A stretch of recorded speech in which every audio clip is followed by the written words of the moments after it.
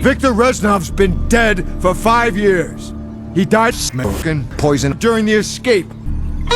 Hey! Reznov blazed My shit! That's why it worked. What is up, everybody, and welcome back to another episode of the Lpearly Show. Today we've got our first episode of a non-Fallout smoke spot. We've got the legendary, the classic, the greatest zombies map of all time, argue with a wall, Kino der Toten. Your boy was putting crazy hours on this shit back in the day. Look at this movement. Jesus Christ. Fuck. I feel like Kino requires no introduction. I feel like smoke spots require no introduction. Before we get into the video, if you all would like to check out my Twitch, you can do so using the text on screen. Or, no, don't close out of the video. I'll start the video. Okay, I'll stop. The first spot on today's video is going to be not very far from where you spawn in on Kino. We're going to be smoking up at the quick revive spot right here, this quick revive bar. If you're rolling solo, you're definitely going to want to go here since you'll need quick revive anyways. Especially in case your shit got laced. You'll definitely want some quick revive then. They gave me the fucking fentanyl pack! Additionally, there are also some ashtrays right here, so they're basically asking you to spark up behind the bar. I would suggest having a drink with your smoke and washing down your za with the refreshing flavor of quick revive, but given that quick revive is described as fermented herring dipped in cat piss, I probably wouldn't savor the flavor of this any longer than you have to. I think you'd be better off grabbing one of these random ass drinks in the little bar spot right here. Who knows how fucking expired they are, but it'll probably taste better than quick revive. Overall, not a bad first spot in Kino, but it is just the starting room, so we're gonna see what else the level has to offer. I had a really weird inflection on that. What this place has to offer. Ow! Fuck! I just fucking hurt my wrist trying to do 3 snaps in a row. I'm not beating the fucking old man allegations anytime soon. Moving on to the next spot, there's no way I could make this list and not mention the dog glitch spot on the stage here. This is pretty infamous. If you were around when this game was back in its heyday and you were big into zombies, you would probably know about this. Whenever I think about being in grade, I think of this spot on the stage where the dogs can't reach you, and I think of the Syndicate project. Hey guys, it's Syndicate here. Fucking faking his 115 round run or whatever. That shit crushed me when I found that was fake. Further unaware, there's a spot on the right side of the stage where if you mosey on over here and tippy-toe your way off this ledge right here, you'll actually be completely invulnerable during dog rounds. Zombies are still able to hit you, but the Hellhound pathing will eventually just basically give up if you can get to the right area. It's pretty funny to just sit here and watch the Hellhounds stare at you. I used to be scared shitless of these things when I was younger, so it actually made them a lot less intimidating. You actually don't even have to do anything and they'll eventually just blow up. Perfect time for a smoky smoke. This is probably one of the safest spots on this entire list on account of you just being completely invincible during dog rounds. Don't get too comfortable though, because this shit does not work against regular zombies. Moving on from the dog spot, we're going to take a quick walk over to the teleporter. I would absolutely love to smoke out the teleporter. I don't think you would be able to hotbox it because the entrance is just too big, but it's definitely worth a try. If only this thing had a couple of doors so we could get absolutely blasted before we go to the pack-a-punch room. What the fuck? What the fuck? I am freaking out, man! All jokes aside, the pack-a-punch / teleporter room is one hell of a smoke spot. You're completely invulnerable, you're up here for 30 seconds or so you can pack-a-punch, check out these anatomy drawings, buy some grenades, smoke some doobies, and really relax for a second before you're teleported out and sit into one of these psychosis-inducing locations. The conference room, aka the 5 reference, the dentist's room, aka get that fucking drill away from me, and Samantha's room, aka... oh god. Oh god. Oh god. Oh god. They got everyone. It's just you left.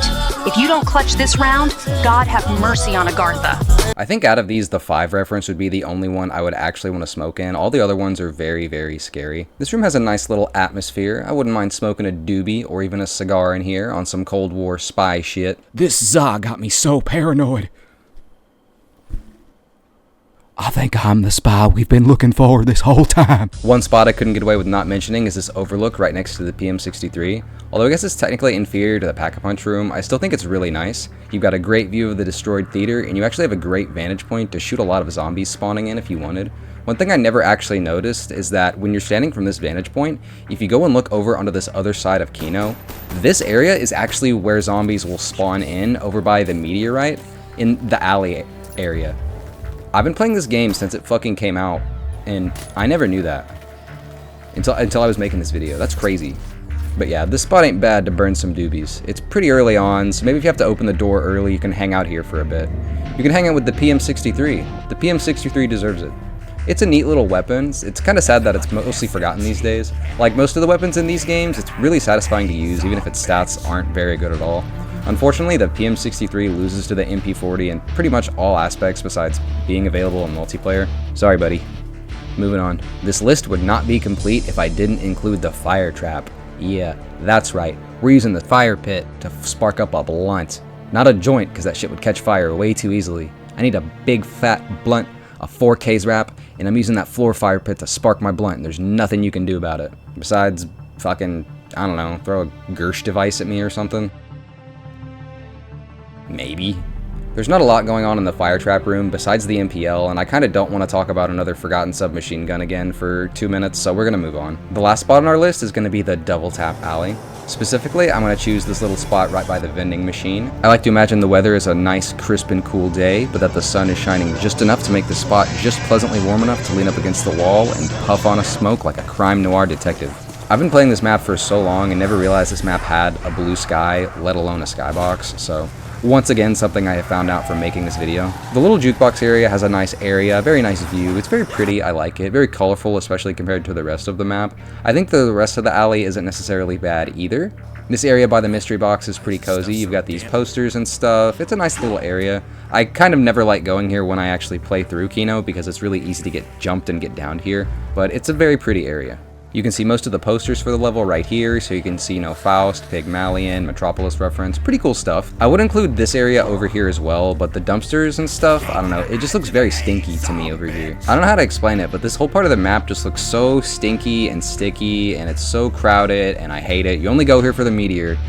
I don't think anyone likes this part of Kino. I'm not trying to be mean, but this part of the map gives me bad juju, and I think it's because it's impossible to go here in the middle of a round without getting jumped and dying. I do like the alley, though. It's a lot less cramped and easy to get out of. Alright, guys, one last secret spot here on the end, just for you all. We've got the CIA terminal on the main menu. Who wouldn't love to spark up a nice big Cuban cigar at this absolutely terrifying piece of technology? This thing scared the shit out of me as a kid. It still kind of does.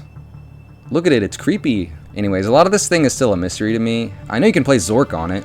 Evidently, I found that out on June 6, 2011. Good to know. But while I was looking through the Call of Duty wiki for this video, I found out that you can actually access what appears to be like some beta versions of Kino der Toten. I guess the more accurate word would be concept art of Kino der Toten. I'm guessing this is back from when it was planned to be a World at War map, since World at War is a lot darker, both literally and figuratively, than Black Ops.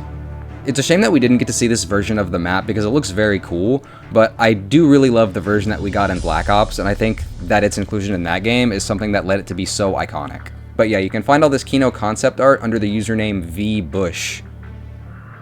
Vbush? Coincidence? I think not. Anyways, that's pretty much going to wrap up the video for today. I hope you all enjoyed the first non-Fallout smoke spot video. If you have any suggestions in the comments, I would love to hear them. I'm really going to do these over games, I know. For the first part, you know, I'm always open to play a game and then make a smoke spot video about it. So, if you all enjoyed the video, make sure to like, subscribe, check me out on other platforms. If you do so, please. Thank you for watching, and until next time, have a good one.